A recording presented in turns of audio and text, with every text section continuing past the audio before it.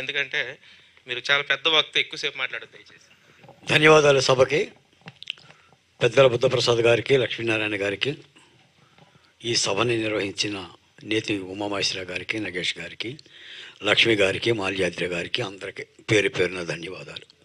మిత్రులారా, 88 సంవత్సరాల ఒక పెద్ద వటవృక్షం గురించి మాట్లాడుకోవాలి, ఒక మేరు నగదేరుడు గురించి మాట్లాడాలి, ఒక మేరు పర్వతం గురించి మాట్లాడాలి. ఇలా ఒక వారం రోజులు మాట్లాడుకోవచ్చు. కాబట్టి ఎంత చెప్పినా తక్కువే.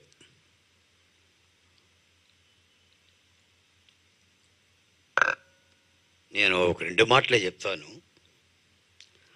ఇప్పుడు రామోజీరావు గారంటే అక్షర యోధుడు, మార్గదర్శకుడు, ఈనాడు టెలివిజన్ స్థాపకుడు లేదా ఫిలిం నగర్ స్థాపకుడుగానే చూడటంలా,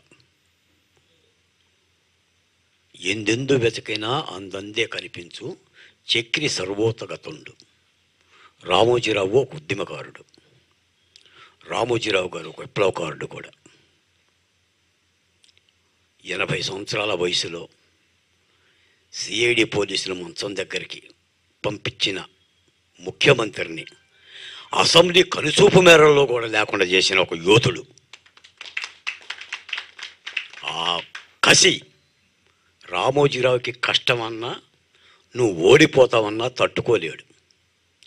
తెలుగు నేలలో ఎక్కడ చెయ్యి పెట్టినా రామోజీరావు కనిపిస్తాడు. రామోజీరావు గారు తలుసుకుంటే పదవులు ఇంటికి నడిచి వచ్చి, ఇటీవల కేంద్ర ప్రభుత్వం పద్మవిభూషణ్ ఇచ్చింది. కోరుకుంటే ఆయనకి దక్కందేమీ లేదు.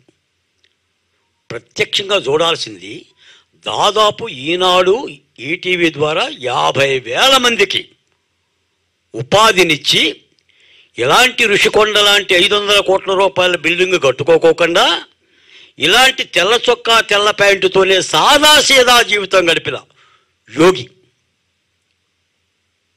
ఒక రాజకీయ ధురంధరుడు, తెలుగు అక్షరానికి కానీ తెలుగు రాష్ట్రానికి కానీ కష్టం వచ్చినప్పుడు అక్షరాలని ఖడ్గంలా చూపించిన గొప్ప యోధుడు. అలాంటి యొక్క రామోజీరావు ఈ తెలుగు నేల బతికున్నంత వరకు ఆయన బతికే ఉంటాడు, సదా గుర్తుంచుకుంటాము.